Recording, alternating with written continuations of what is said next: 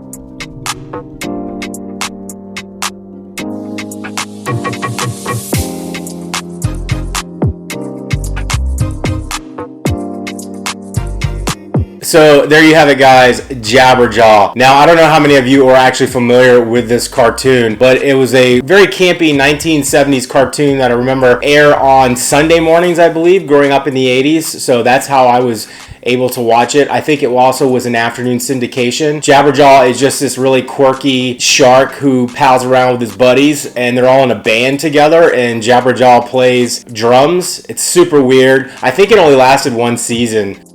So I'm ready to get started with my drawing. I've got a bag of shark's teeth. I think I got this at a gift store in South Carolina. I think they threw it in my bag as part of a purchase that I made. And I also found behind my beach chair on my most recent trip to the beach, I found this little shark's tooth.